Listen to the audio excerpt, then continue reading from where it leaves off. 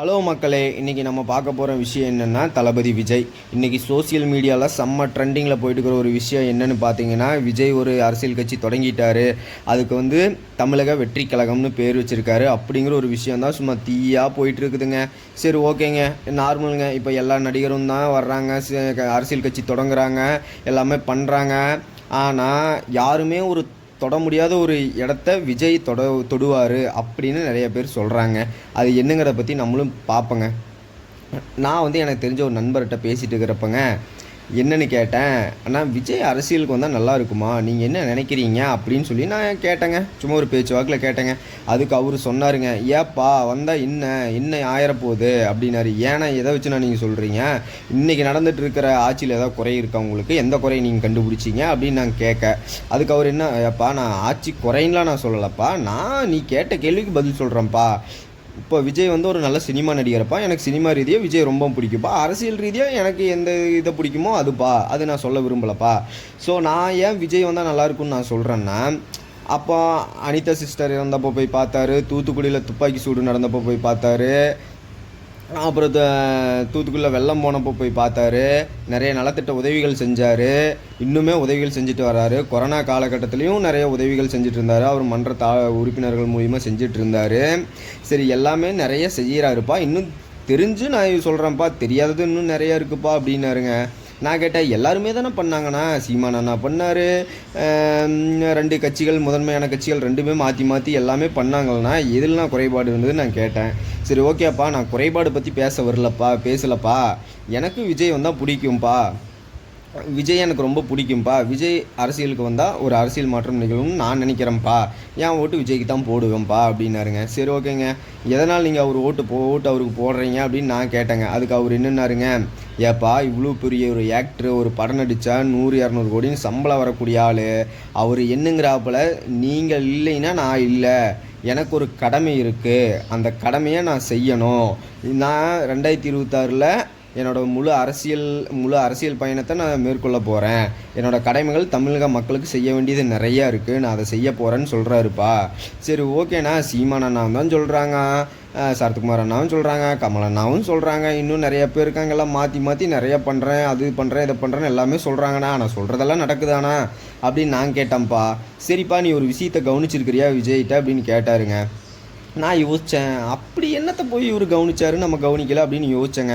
எனக்கும் விஜய் பிடிக்குங்க, நான் இல்லைன்னு நான் சொல்லலை, ஆனால் அவர் அரசியலுக்கு வந்தால் நல்லா இருக்குமா நல்லா இருக்காதா அப்படிங்கிற ஒரு கேள்வி எனக்குள்ளே இருக்குது.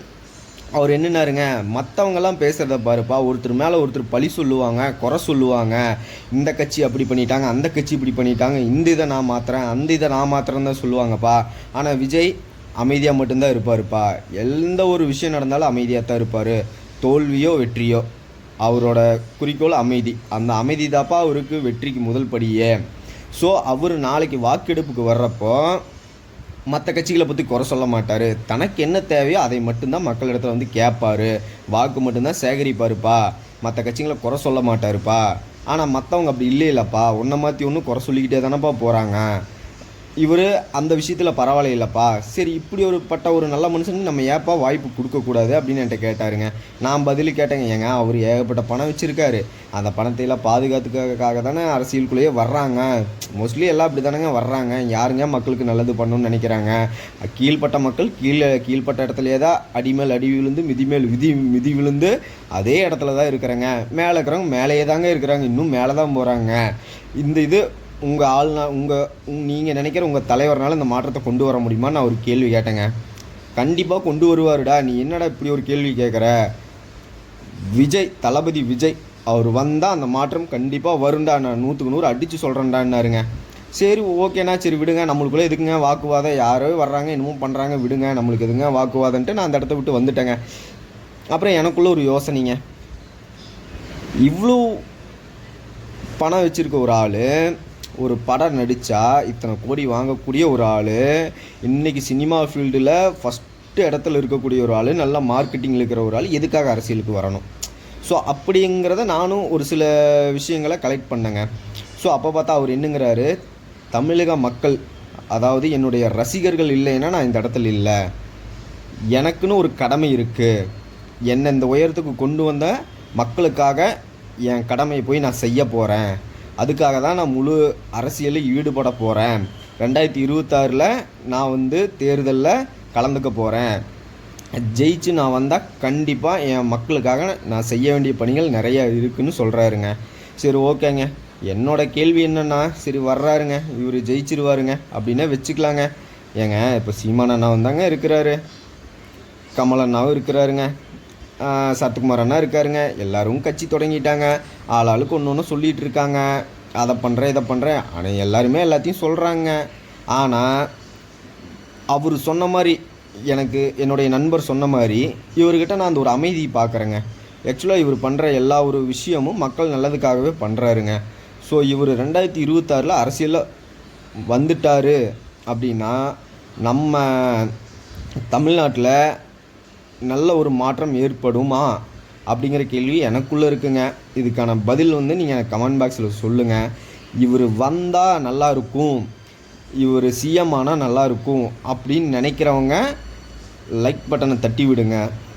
ஸோ எனக்கு இன்னொரு கேள்விங்க, ஏங்க இப்போது இவர்கிட்ட இல்லாத பணம் இல்லை, அந்த பணத்தை காப்பாற்றிக்கிறதுக்காக இவர் அரசியலுக்கு வர்றாரா, இல்லை உண்மையாலுமே மக்களுக்கு நல்லது செய்யணும், மக்கள்னால தான் நான் இவ்வளோ சம்பாதிச்சேன், இதை வந்து நான் மக்களுக்காக நல்ல நலத்திட்டங்கள் செய்ய போகிறேன், ஸோ நான் செய்யக்கூடிய இடத்துலேருந்து அதை நான் செய்ய போகிறேன் அப்படின்னு நினைக்கிறாரா, இது அப்படின்னு நினச்சி அரசியலுக்கு வர்றாரா?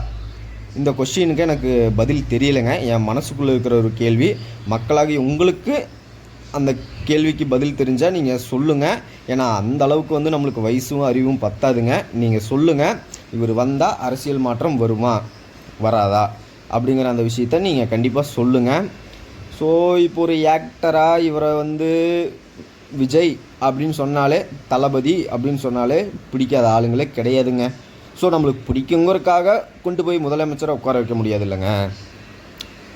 இவர் வந்து சிஎம் ஆனால் இவர் வந்து மக்களுக்கு நல்லது செய்வாரா செய்ய மாட்டாரா?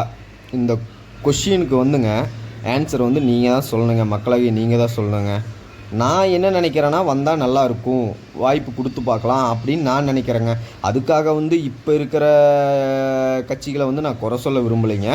அவங்களும் சிறப்பாக பண்ணுறாங்க, ஒன்றும் பிரச்சனை இல்லை, எல்லாமே சிறந்த முறையில் நடந்துகிட்ருக்கு, ஒன்றும் பிரச்சனை இல்லை. ஸோ இவர் வந்தால் அதை விட இன்னும் சிறப்பாக செய்வாரா அப்படிங்கிறதாங்க என்னுடைய கேள்வி. உங்கள் மனசில் என்ன கேள்வி இருக்கோ, நீங்கள் என்ன நினைக்கிறீங்க அப்படிங்கிறத என்னோடய கமெண்ட் பாக்ஸில் கண்டிப்பாக கமெண்ட் பண்ணுங்கள். ஏன்னா எத்தனை பேருக்கு வந்து விஜய் அண்ணா அரசியலுக்கு வந்தால் நல்லாயிருக்கும், அவர் சிஎம் ஆனால் நல்லாயிருக்கும், அவர் வந்தால் இதெல்லாம் செய்வார் அப்படின்னு நினைக்கக்கூடிய ஆளுங்க இத்தனை பேர் இருக்காங்க. இவர் கண்டிப்பாக சிஎம் ஆயிடுவார் அப்படின்னு நினைக்கக்கூடிய ஆளுங்க இத்தனை பேர் இருக்காங்கன்னு நானும் தெரிஞ்சுக்கிறேங்க. ஏன்னா நானும் உங்களை மாதிரி ஒரு சாதாரண மனுஷன்தாங்க. என்னோடய கேள்வி என்னென்னா, கீழ்த்தட்ட மக்கள் சரிங்களா, மேலே இருக்கக்கூடிய மக்கள், இவங்க பார்வை இவங்க கண்ணோட்டம் எப்பவுமே உங்களுக்கே தெரியுங்க. இப்போ எப்படின்னு பார்த்தீங்கன்னா, டூ வீலரில் போகிறவனை காரில் போகிறவங்க டூ வீலரில் போகிறவனை பார்த்தா ஏராளமாக நினைப்பாங்க, காரில் போகிறவங்கள லாரியில் போகிறவங்க ஏராளமாக நினைப்பாங்க, லாரியில் போகிறவங்கள ஃப்ளைட்டில் போகிறவன் ஏராளமாக நினைப்பாங்க.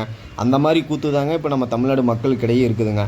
இதை வந்து இவர் மாற்றுவாரா மாற்ற மாட்டாரா? இவர் மாற்றுவாருன்னு நினைக்கிறவங்க கண்டிப்பாக லைக் பண்ணி கமெண்ட் பண்ணுங்கள். மாற்ற மாட்டாருன்னு நினைக்கிறவங்க கண்டிப்பாக கமெண்ட் பண்ணுங்கள், நம்ம தெரிஞ்சுக்குவோங்க. ஏன்னா இவர் ஒரு ஆக்டராக நல்ல மனிதன். இவர் அரசியலுக்கு வந்தால் சொன்னதை காப்பாற்றுவாரா?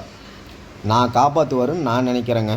நீங்களும் நினைக்கிறீங்கன்னா ஒரு லைக் பட்டன் அமுத்துங்க. அப்புறம் இன்னும் பெரிய கொஸ்டின் தாங்க. இப்போ நான் நினச்சிட்டு இருந்தேங்க இத்தனை நாளாக, சரி நம்ம சீமானண்ணாவுக்கு ஒரு வாய்ப்பு கொடுக்கலான்னு நினச்சேன். இப்போ திடீர்னு விஜய் ஒரு அரசியல் கட்சி தொடங்கினதுனால சரி ஓகே நம்ம இவருக்கே வாய்ப்பு கொடுக்கலாம் அப்படின்னு இப்போ எனக்குள்ளேயுமே ஒரு எண்ணம் இருக்குதுங்க. ஆனால் இவர் வந்தால் இதெல்லாம் நடக்குமா, எல்லாம் மாறுமா அப்படிங்க? இவர் படத்தில் மட்டும்தான் இப்படியா, இல்லை நிஜத்துலேயும் வந்து ஒரு நல்ல மனிதர் தானா, இவர் சொன்ன வாக்கை காப்பாற்றுவாரா அப்படிங்கிறது மக்களாக உங்களுக்கு தான் தெரியுங்க.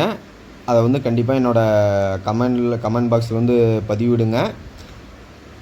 ஸோ 2026 பார்ப்போம், விஜய் சிஎம் ஆனால் என்ன மாற்றங்கள் வரும், பொறுத்திருந்து பார்ப்போம். நடப்பது நன்மைக்கே.